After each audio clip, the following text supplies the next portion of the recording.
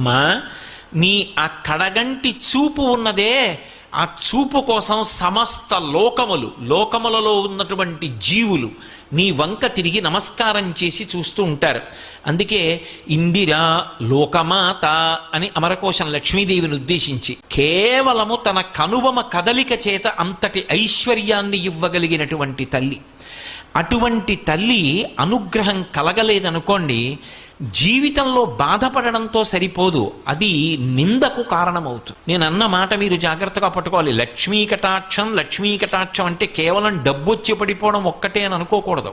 లక్ష్మీ కటాక్షమునందు అంతర్లీనంగా ప్రతిపాదింపబడిన విషయం, ఏ కాలమునందు ఏది కలగాలో దేశకాలముల యందు అది కలగకపోతే ఆ వ్యక్తి నిందకి పాత్రుడవుతాడు.